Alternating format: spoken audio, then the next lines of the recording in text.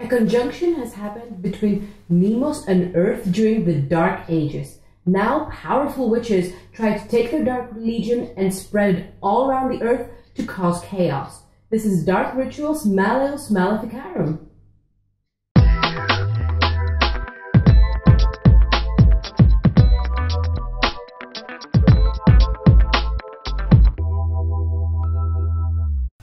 Hello everybody, this is Helena from Helena Plays Games for the Board Game Revolution Network, and today we're going to be taking a look at Dark Rituals Malleus Maleficarum by DG Entertainment. This is a 2 to 5 player game. It's a dark fantasy horror themed one versus all miniature game. Essentially, one player takes the role of the Witch Master, which controls the witches and their dark legions, and the other players take the roles of heroes who try to stop the chaos and stop the witches from winning and taking over the land. Let's see a bit about how the game plays. First of all, the players are going to create their player area. The player area is different for the witch and different for the heroes. The hero take in front of them the following: the hero dashboard, their attribute board, their alchemy book, and their weapon card. The Witch Master then forms their player area, and this consists of the Witch Misery board and their dashboard, the Grimoire, and the ID cards for the witches and for the minions.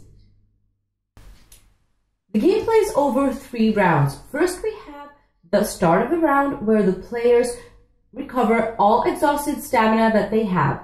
Also, the Witch Master at this point can discard any number of unused witchcraft cards and replace them in their hand until the maximum number of 3. Then we have the activation phase. At this phase, players alternate the order in which they play. So first plays one hero, then plays the witch, then plays one hero. It can be either the same or another one. So actually for the heroes, there is not a specific turn in which each one plays. So the players have to discuss with them and collaborate as to which one is going to take their turn first. In the activation phase, both sides can either take 1 or 2 actions, and the other thing that they can do is pass, which means that they can take no actions at all. Last, we have the end of the round. This means that both sides have passed, and if there are any effects that are triggered at the end of the round, then this is the time for you to do them. Before we go on discussing about the different actions that the player can take, let's take a look a bit at the different dashboards, both of the heroes and the witch. As you can see, the characters have different attributes. They have their agility, which is tied with move. They have their strength and resistance, which is tied with attack and defense. And the heroes also have their alchemy for the spells. As we have previously said, the heroes and the witch play differently. Although they do share some actions, they have several differences between them. Let's see the different actions for the heroes and the witch. The heroes can attack, they can move, they can pick up herbs and other items, they can search for loot, they can revive, and they can trade amongst themselves. Also, they can use several components actions. The witch, on the other hand, can also move, attack, pick up several objects, but also they can possess a serf, and they can summon a minion or a witch as well. Apart from the actions, there are also reactions that can be played on another player's turn. So, you have aid, in which, for example, you help other heroes. We have defense, and we have also component reactions. Let's take a bit of a look at combat. You can either have melee combat or range combat. Combat is fairly easy. What you do is you pay the stamina cost, which is written on your board, then you roll the dice indicated, and then you add the attribute modifier for your combat. The exact same thing is what happens for defense. If the defender wants to roll for defense, then what they do is pay for the stamina cost, roll the dice, and add the attribute. If the attack value is higher than the defense value, then the defendant is dealt 1 wound. There is a slight difference between melee combat and ranged combat, and this is that ranged combat is affected by line of sight. Essentially, line of sight is affected only by the thick blocks of wall which are depicted on the board.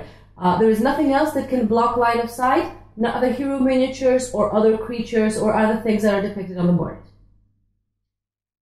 There is one thing that you need to remember throughout the course of the game as you play the different actions, and this is that you need to have stamina in order to pay for those actions. If you don't have enough stamina to pay even for an action with a 0 stamina cost, then you cannot take the action and you have to pass. There is a reason why I haven't mentioned what the goal of the game is, and this is simply because the game plays with different scenarios, so the scenario each time tells you what the goal of the game is. The goal is different for the heroes to win and different for the witch.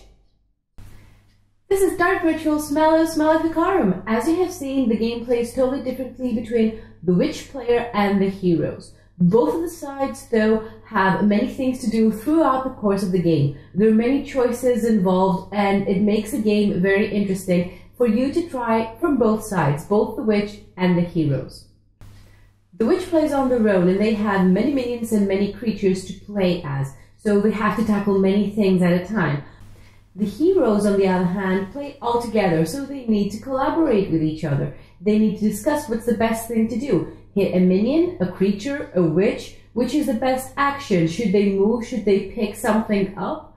Which creates a strategic play from the hero side. The game might seem a bit intimidating at first, but it only takes about a round for you to get the gist of it and know what's going on. So by the time you have read the rules, you have sat down and you have played one round, then it's all about the collaboration and the strategic thinking and what you want to do. As we said, there's several things going on and there are several mechanics combined in the game. So you've got a bit of a dice rolling, a bit of set collection, you've got lots of leveling up your character, and every little thing adds up to the spice of the game and enhances gameplay experience.